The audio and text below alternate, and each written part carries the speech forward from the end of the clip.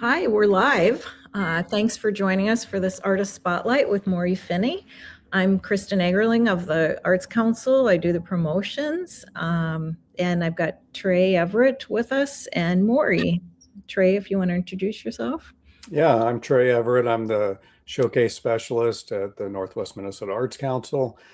And that just means I work with our various galleries. And that's Maury is part of one of our galleries right now. And we'll talk about that in a moment.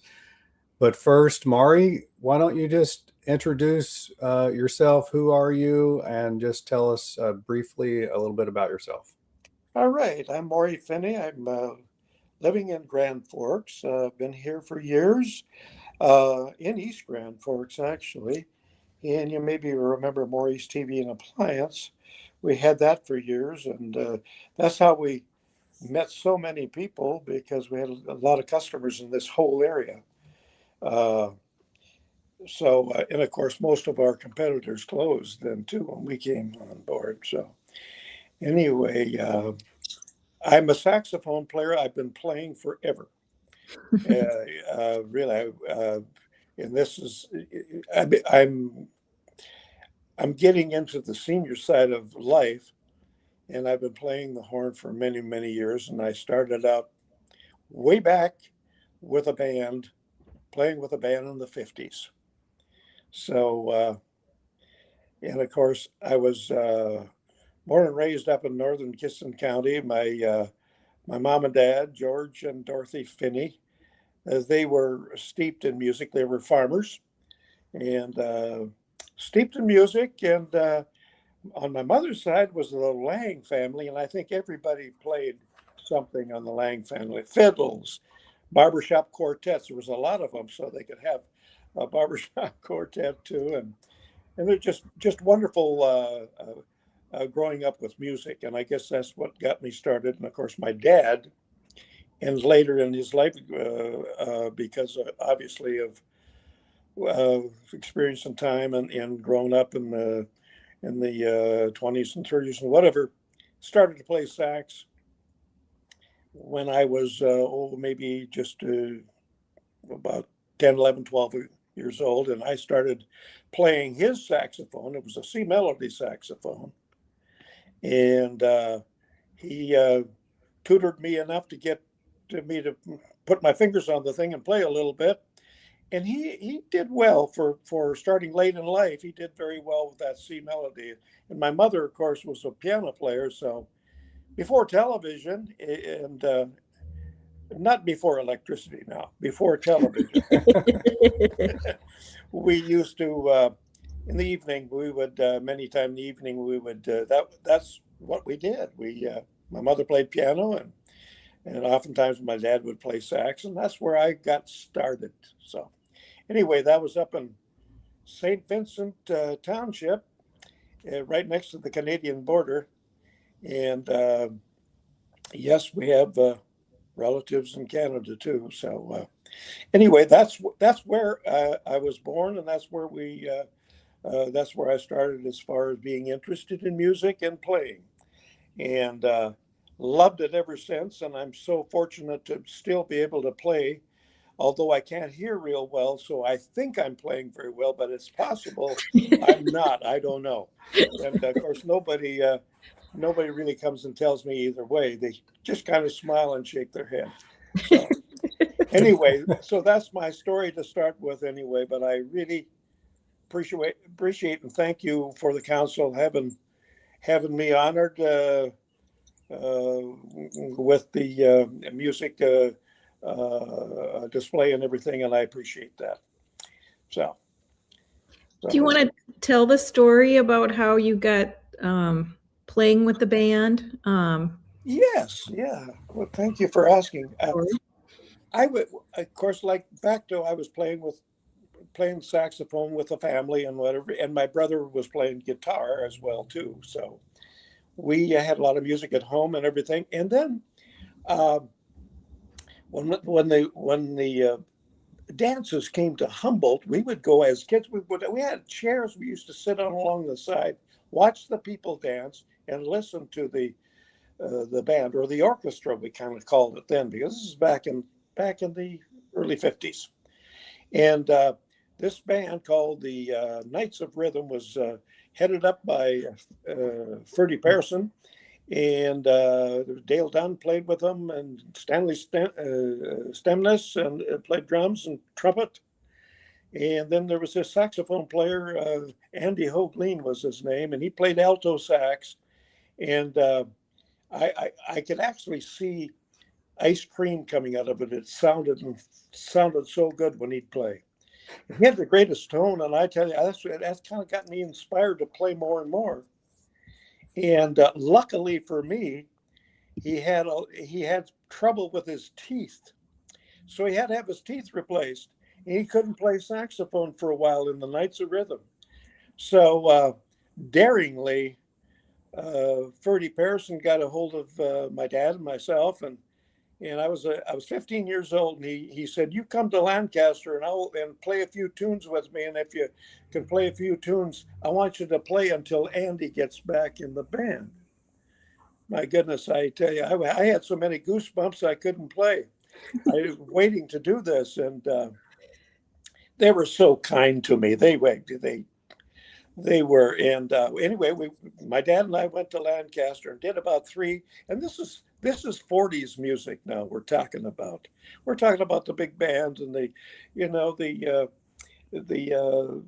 during the war they had so many great songwriters and great movie songs as well. So I learned all those songs, we played those songs. I just loved them, and we played, and then Andy, of course, he got his teeth back, and I thought, I'm going to exit, I see here.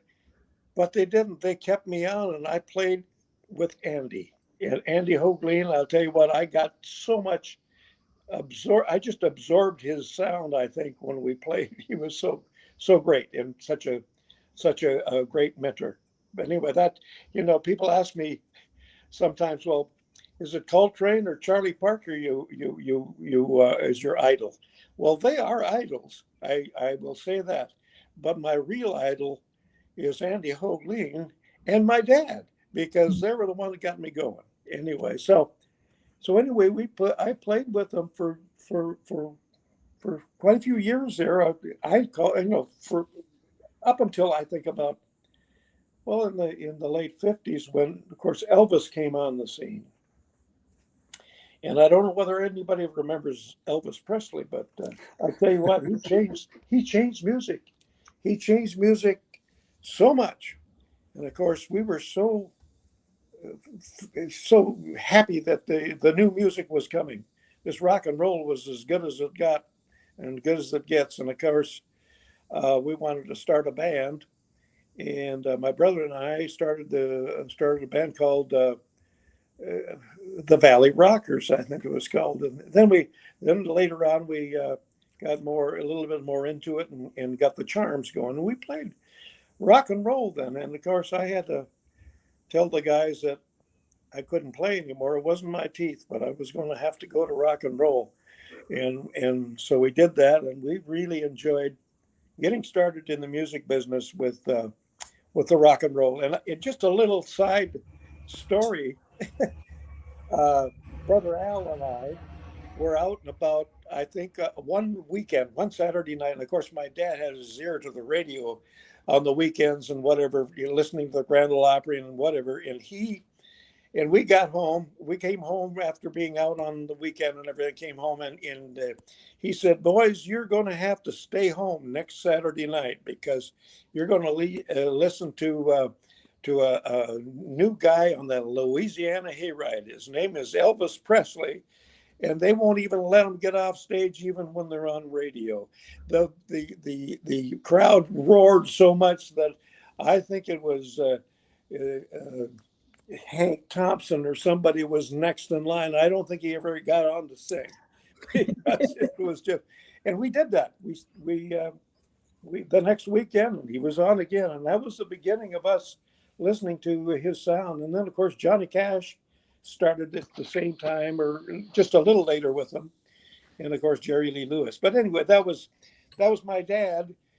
He was you wouldn't think he was be a rock and roller, but I tell you, he loved the music, and and then of course then the Dorsey brothers had Elvis on, and the rest is history. I'm talking all the time. I don't know if anybody's got any questions. They'll have to send them in, and we'll by snail mail maybe. I don't know. But it's been just so wonderful, and I thank you so much for the honor of being on the display up at the Up in Thief River. Yeah. falls. Yeah. Yeah, Yeah. No, this is great. I love hearing all these stories. I love the you talking about your family before television, sitting around, and your mom playing piano, your dad playing sax, you playing sax. That's just awesome. I love that.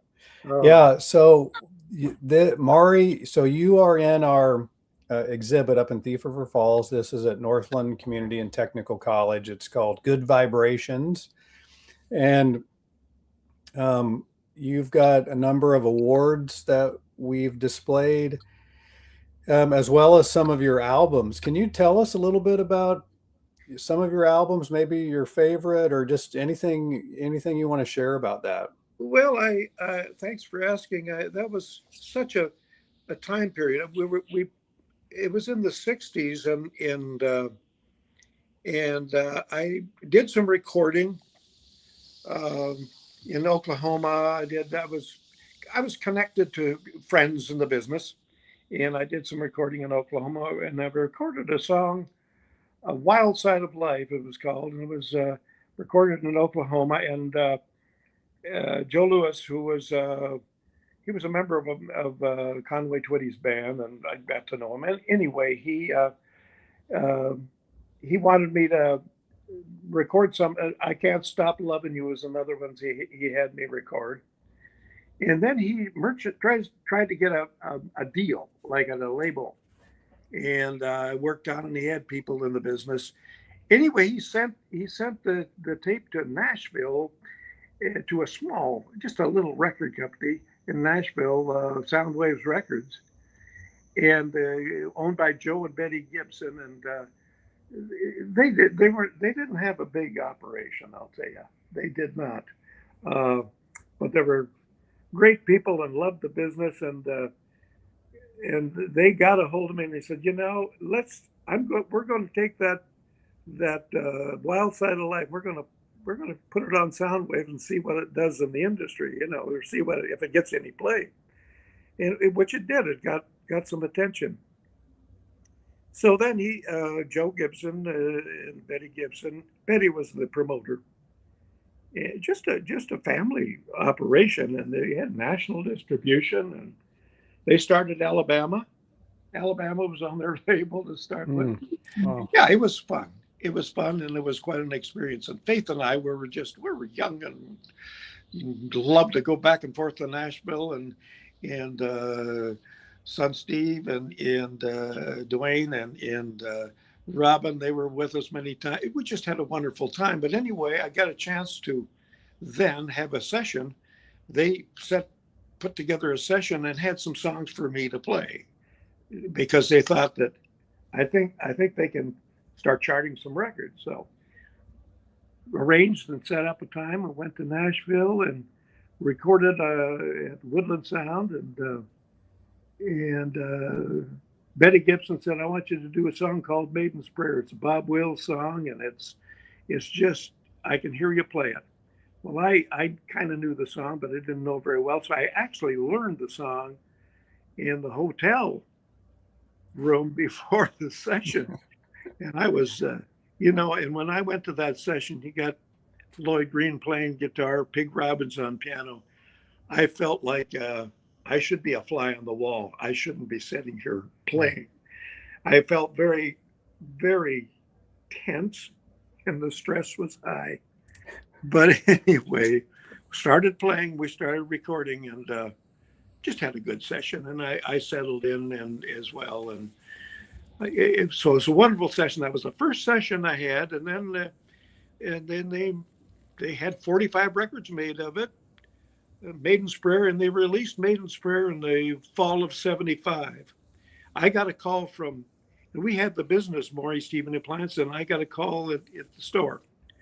Betty Gibson called, and she says, by the way, I got some numbers. Billboard has got you coming on the top 50 charts of Billboard. I think I don't know what it was, 75 or 50 with a bullet or something. And of course, I got excited. I thought, my goodness, why this is not happening. Really, I'm running around here wondering if I'm asleep or awake. And so then I started watching Billboard. I got Billboard Music Week, and so I looked at the charts, and I don't know. The next weekend, there's no Maiden's Prayer around here. What the heck? I thought, oh, my goodness, this is kind of the way the business goes, I bet, huh? So I called Betty back. We were talking back, but she says, Maury, she says, I have the numbers 2 weeks in advance, so don't worry about it. It'll be coming on the first week in January. Well, then I was okay. But anyway, that was kind of the beginning of a little running back and forth to Nashville and recording with Soundwaves Records. They had national distribution, and I tell you what, I get my Billboard Music Week magazine every week, and I'd look at it. My goodness, there it is yet. We charted.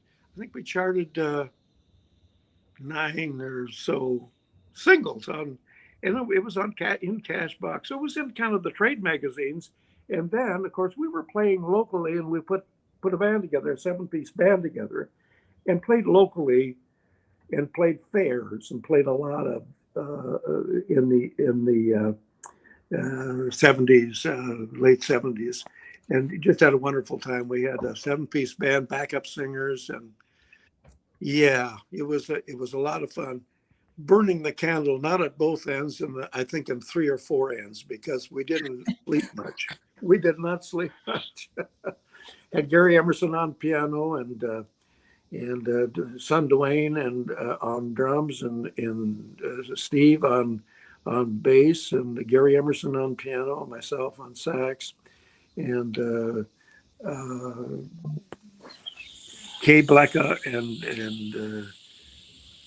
and my mind is going so fast I can't even remember the whole band. But Eileen Clark and Kay Blecka were the backup singers, and that was another thing. My wife Faith, talk about somebody that I had a built-in manager when we got married, because she was so into music, and she found and located and got these opera singers that were students at the university, and convinced them to try out for backup singing. And of course, I had all my tapes and everything. They were just terrific. In fact, they went on to do very well in opera and things like that. But we had them convinced to do country music, and I can still hear them practicing this country music. They learned the Spanish lyrics in our opening first release on Soundwaves. The lyrics were in Spanish, and they phonetically learned the Spanish, and my goodness, I got goosebumps telling it. They were so terrific. And my brother Al was playing lead guitar with us, and he and I had played forever together before this. So he was really he was the lead guitar player pretty much all my life, and son Steve, who now plays as well, played the bass, and did some vocal work, and of course Dwayne went on drums, and Gary Emerson on piano, and so we had a wonderful time. I know that I am talking without listening, and that's I've been blamed for that. I don't know. But Well, anyway, this is about you, so. Well, you are so wonderful to, really, aren't we all fortunate to be part of this whole area? in the United States. I'll tell you, it's just great. We've had so much a great time in music, in business here, and just can't say enough about this area. Cannot say enough about it. I tell you, there's more smiles. There's more smiles out there when we go play somewhere than anywhere in the world. I think, really, that's just great. But I don't even know that's kind of how I got into the country music playing as well, and we just enjoyed playing a lot. There was I got to mention another. Back when we had the Charms and the rock and roll days of the early 60s, we got this drummer. He was from Nitchie, North Dakota.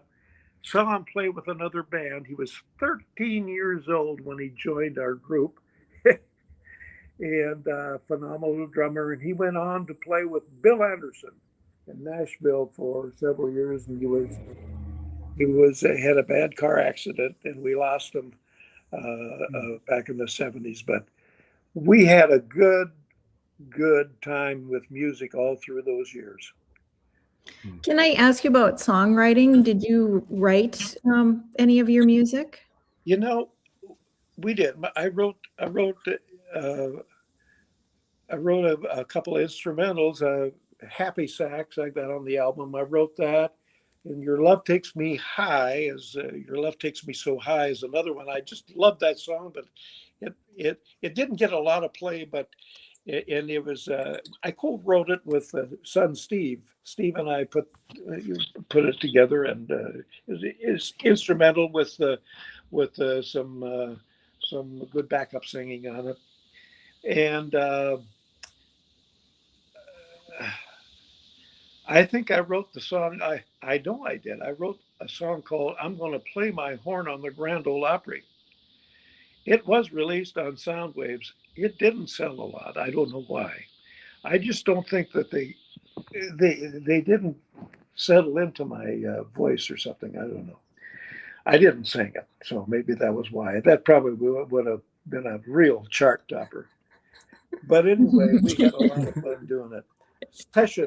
Doing sessions in Nashville was just a hype. I'll tell you, it was just fun and very tense, of course, but fun. And to play with the likes of Big Robbins on piano, and these session musicians were the A team that Joe Gibson had put together, because he'd worked with these people for years. And in fact, he was the one that started chart records too, and they had a lot of hits in the early days. But anyway, I am doing all the talking. If you have any questions, I may not have any answers. I may have to Maury, you're supposed to be doing all the talking. This is about you. Told you everything I know. This is great. So in this exhibit, Good Vibrations, there's two featured artists. So you're featured, and then we have Little Bobby that's featured, and then we have a few other artists that are in there, but you two are the main features. And you and Little Bobby worked together some. Can you tell us any stories, or just what was that like? Can I tell you about Little Bobby? I tell you, this Little Bobby had so much talent, and so much. He played blues. He played blues, and he played guitar, just awesome guitar. And he spent time recording. He did his own recording, and he did really pretty much all the instruments on all his recordings. He did the drums, he did the bass, the guitar, and everything. I played the sax. Good thing he couldn't play sax, because he had me aboard to play sax. And of course, I hid all the reeds so he couldn't learn. But anyway, we had fun, and we had and he had a bar. The reason I say he had, because we lost him. He died recently, like two years and some time ago. Wonderful musician, and anyway, he played blues, and I just we played the blues festival in Fargo one year, and I just loved to play with him. He had so much talent, and uh, uh, we would I would go into the studio, his studio, with him, and and he would do all the engineering and dubbing and whatever. He could put what I was doing probably in the first course, and he would lay it down in the last course if he liked it better there. Just awesome. Anyway, little Bobby was really honored nationally too. He was honored by a lot of the big blues players that out of Memphis and whomever. And he was legally blind, so if you watched him on stage playing, he would walk right to the edge of the stage, and of course I would be gasping for breath trying to play, hoping that but he did that, and then we would do things together. He'd turn around, and this was just free free playing. I mean, it was just by ear. He'd maybe do some songs and whatever, and we've got him on Facebook if you wanted to look it up, Little Bobby, and some stuff we did together. But anyway, he would just look at me and come over, and we'd start answering and talking back and forth with the sax and the guitar. And anyway, I can't say enough about the talent of Bobby Hooley. He was just wonderful, wonderful player, and he had some difficulties along the way, believe me. And but every time I played with him, he was over the top, I guess is what you would say. And so I just really encourage everyone to check Little Bobby Hooley out. Check his albums out. Check his songs out that charted very well in the blues festival charts and whatever. And as far as my recording days, all my recording days in Nashville were pretty much from 1975 to 1980, I guess. Trey, you're smiling. It was after electricity. Believe me. Yeah, peddling that generator was not easy. Oh my goodness. Well, I've talked a lot. Did you, I thought I saw mention in some of our information that you had a recording studio of your own? Yes, we did. We had Platinum Sound Studios. We did that in the late 70s and the 80s, and we did a lot of session work there. Had a lot of local, mostly local musicians that played. Believe me, there's a lot of talent in this area. Oh my goodness. Was it in East Grand Forks, or where was it at? Grand Forks. Yeah, it was East Grand Forks.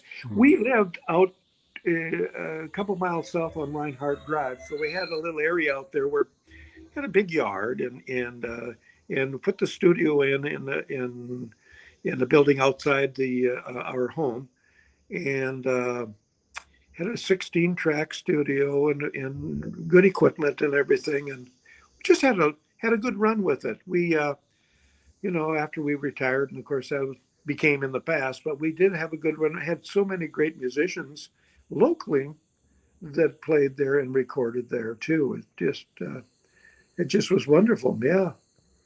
Trying to think of some of the people that recorded there, and I can't remember. I can't remember anything from last year, so it's kind of hard to remember. Maury, I'm just thinking about young musicians watching this or being inspired. What advice could you give to young musicians?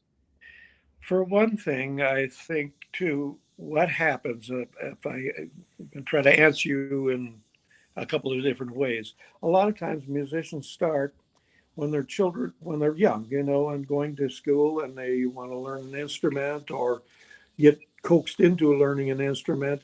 And sometimes they have a bad experience.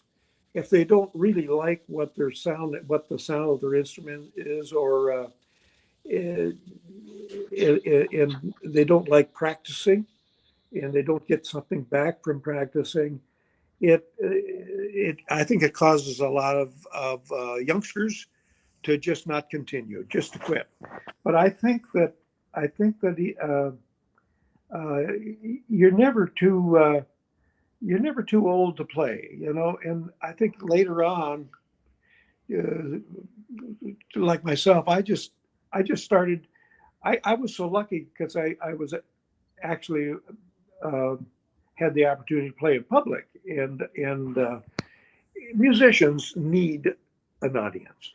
You need feedback, and I don't mean that in a bad way. I mean in a good way, because you need to celebrate the music with the people that you're playing to. It's a cooperative effort in pleasure, and that's what gives you the incentive, or anyone the incentive, to continue and to try to get an instrument that you really love to hear someone else play, and practice. But practice when you're having fun practicing. If you're not having fun practicing, take a break. And it's not. It should not be. It should be a result of. The result should be fun and happy. Mm. And the thing is that we've got so many electronic sound-alike systems now via keyboard and internet. I just love the sound of real instruments. I really do, and I think that's a lot of competition for people to try to make a living in the business, and it's hard to have that as your career. Hard to make a living in it. It is. Unless you're really, really selling a lot. And as far as selling music and records and getting paid for play on in the internet and radio and whatever, the people that are getting paid well are the people that are selling and are very popular, getting a lot of play, and they're making it in the personal appearances. They really are, and that's back to my days in the music.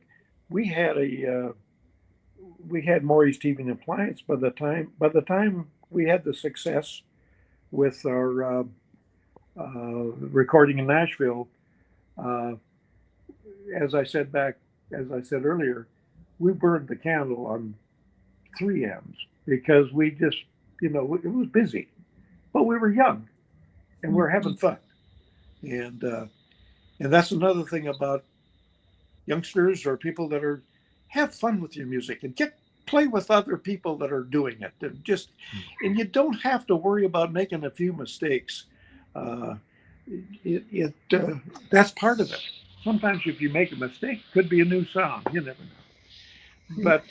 But I think that's so important is to have fun with it, enjoy it, and you'll make some money. You'll get paid for. But I just feel that the business is not kind. It's hard to get hard to get paid for writing songs and whatever, and because Spotify and everybody's on there, they're playing everything, and I still get residuals from my music because it still gets played on Spotify and the internet players. And but if you take a look at maybe a couple of plays, I could probably get a tenth of a cent from a song that's being played for a month. So it takes a lot. I'm waiting for that million seller. And I check my mail every day. And I think they got my address wrong or something.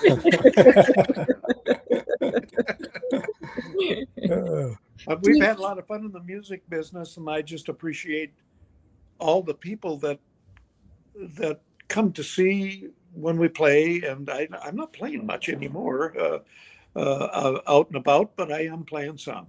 But I just love it, and I think it's good for body and mind to love music, and you don't even have to be a musician or what. Just love music. Just be there and be part of it. As I say, I love live music because everybody at a live music event is enjoying the same feel. It is the people on the dance floor, the people having dinner or whatever while it's playing, as well as the musicians. And the musicians need that as well. Being a musician and playing in your garage is not any fun after a couple of days. And if it's in the winter, it gets cold. So, oh my goodness, I'm doing all the talking here. Is there anything else that you want to talk about or share that you haven't brought up? Well, I've been trying to figure out if there's a new drink I haven't tried, but some kind of a mixed drink. It doesn't have to be alcohol, I guess. But no, I'm trying to be funny. But, no, really, I've had such a good run. My wife, Faith, she's got to be the star in this family because she has spent so much time. I can still see her in the studio nailing up what we call soundboards and whatever, and recording some of the live shows that we did and everything. We've been partners forever. Like somebody says, well, how long have you been married? We were born married. That's what we are. You don't have to go through all that doggone ceremony. No. But really, anyway, she's the reason I think that, well, I know that I'm still playing. Really. Mm-hmm. That's exactly right. Oh. Yeah. So don't tell her that. Okay? Yeah, I want to remind everybody that the exhibit, it's at Thief River Falls at Northland Community and Technical College, and it's free, open to the public during normal business hours. That's about 8 o'clock to 4:30, Monday through Friday, and then special events, the gallery's open. And then next Thursday, the 16th, is our reception. And so that's from 6:30 to 8 in the evening. And that's also free. You don't have to be there the whole time, but come on out if you're able to, and you can look at the exhibit. Maury, you mentioned you might be able to go. If Maury's there, you can talk to him, meet him, and we'll have some music there. Anthony Diaz will be playing a little bit. We'll have some snacks and drinks, and we encourage you to come out for that. Well, I'll tell you one thing. I really appreciate it. I hopefully can be there, and please, if I can't make it, my wife Faith is. We're having a few medical things going on with us right now, and that might hinder the trip. But if I could just say this, is that the people that have been part of my music and Faith, my wife Faith's music in our performances and our family, our daughter Robin, and has been such a part of all those early days when she was very young and traveling around with us, and of course Steve and Dwayne, and we've just had a wonderful time in music. But I just wanted to thank everybody out there for the support of the music and all those years, because this area, region, I don't know of any better place to be from and be there and be living here. It's just great. Thank you so much. You with the Arts Council and everything. There's so many good things going on in this area. It keep you busy talking for 2 days, you know. So Yeah, thank you good. so much. Yeah, yeah, that's been great. And if I see you at a live performance, no standing on tables anymore, okay?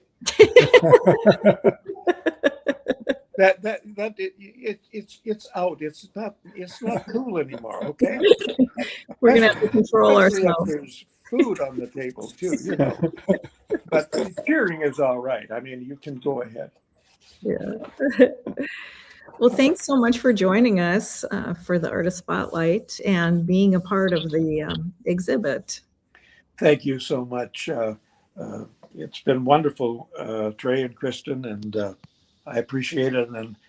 And too bad that I couldn't get on my iPad and actually you could show my, my physique and everything. So you'll have to come to a live show, I guess. That's right. I'm trying to stay alive so I can do that. Thank you so much. Well, hang tight, Maury. We're going to end the stream, and thanks again. Okay, thank you.